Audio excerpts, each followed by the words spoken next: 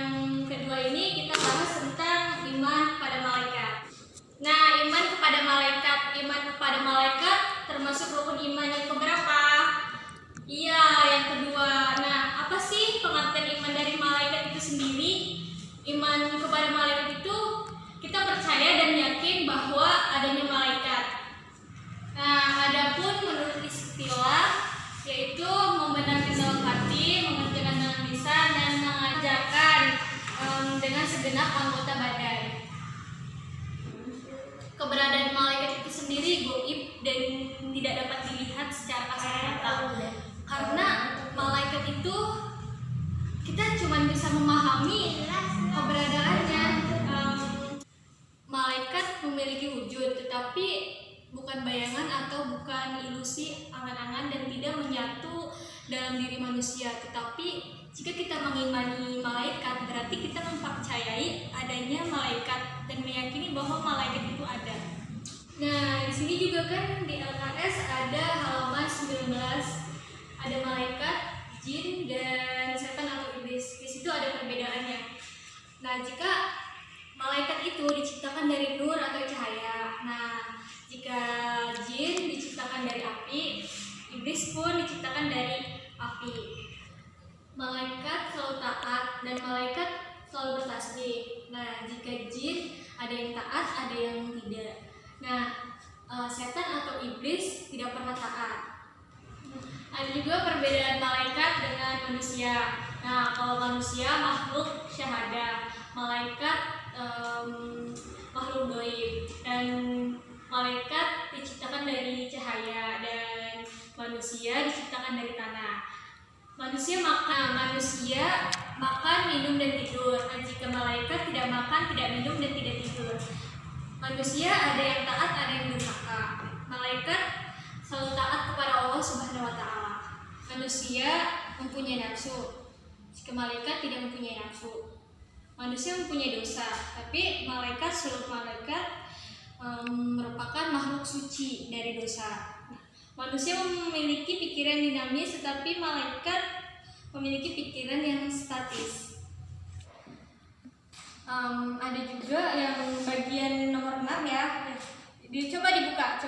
Nah, iya itu benar. Nah, di nomor 6 ada malaikat dan tugasnya masing-masing.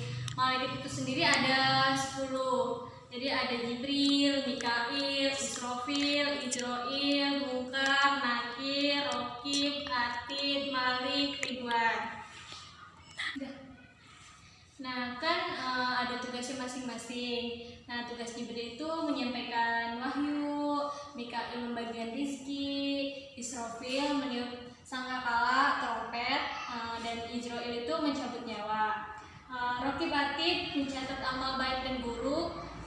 Munkar, Nakir menanyakan di alam kubur. Nah, Munkar, Nakir menanyakan manusia di alam kubur. Malik menjaga pintu neraka, Ridwan menjaga pintu surga. Nah, tadi kan Ibu udah jelasin malaikat dan tugasnya masing-masing. Ada yang belum paham, karena ada yang belum paham, Ibu bakal jelasin malaikat dan tugasnya masing-masing lagi. Nah, kan ada malaikat Jibril itu menyampaikan wahyu dari Allah Subhanahu wa Ta'ala. Nah, kepada Nabi dan Rasul hingga Nabi Muhammad SAW. Ada di Quran surah Al-Mu'min. Jadi Ibu bacain artinya. Dialah yang maha tinggi derajatnya, yang mempunyai arsy, yang mengutus Jibril dan membawa perintahnya kepada siapa yang dikehendakinya di antara hamba-hambanya, supaya dia memperingatkan manusia tentang hari pertemuan atau hari kiamat. Malaikat Jibril itu kedudukannya sangat tinggi karena malaikat Jibril itu merupakan pimpinan dari malaikat, yaitu mempunyai gelar Ruhul Qudus. Nah, malaikat yang kedua yaitu malaikat Mikail. Mikail itu membagikan rezeki dari Allah kepada manusia. Nah, jadi seperti contohnya turun hujan dari langit ke bumi. Nah, itu udah termasuk rezeki dari Allah Subhanahu wa Ta'ala. Nah, yang ketiga itu malaikat Israfil yang bertugas sebagai meniup sangkakala atau trompet. Jadi saat malaikat Israfil meniupkan trompet atau sangkakalanya tersebut, maka di hari itu pula manusia akan binasa atau bisa disebut dengan hari kiamat. Nah, tiupan itu ada dua, yang dilakukan cuma ada dua, yaitu tiupan yang pertama itu membinasakan seluruh makhluk di bumi, dan yang kedua membangkitkan. Jadi setelah dibinasa, manusia itu akan dibangkitkan lagi.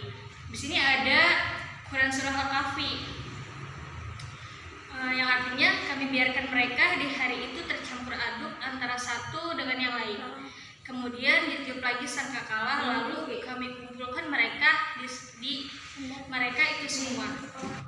Nah, untuk yang tiupan pertama itu yaitu kan membinasakan seluruh makhluk di bumi, dan yang kedua itu dibangkitkan, dikumpulkan di padang mahsyar. Kelima itu ada malaikat Raqib. Raqib itu mencatat amal baik. Jadi segala perbuatan yang baik pasti kita akan dicatat oleh malaikat Raqib. Contohnya, kita menolong orang, kita dicatat amal baiknya. Dan kita membantu teman, kita juga bakal dicatat amal baiknya. Itu malaikat Raqib selalu mencatat amal baik kita. Dan segala sesuatu yang baik pasti akan dicatat oleh malaikat Raqib.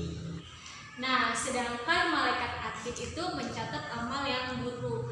Contohnya, yaitu kita gibah. Nah, itu sudah termasuk perbuatan yang buruk dan perbuatan yang tidak baik juga, karena gibah itu menimbulkan hal-hal yang tidak baik, akan menimbulkan hal-hal pertemanan menjadi rusak. Dan ada lagi, kita melihat video-video yang tidak baik, kita mengomentari juga, itu sudah termasuk perbuatan yang buruk, bakal dicatat juga sama malaikat Atid. Malaikat Munkar dan Nakir. Malaikat Munkar dan Nakir itu menanyakan perbuatan baik dan perbuatan buruk. Jadi setelah manusia meninggal, jadi manusia harus mempertanggungjawabkan perbuatannya selama di Malik menjaga pintu neraka. Orang-orang yang berbuat dosa dan melakukan perbuatan yang buruk akan masuk ke dalam pintu neraka, akan bertemu dengan malaikat Malik. Nah, sedangkan malaikat Ridwan adalah menjaga pintu surga.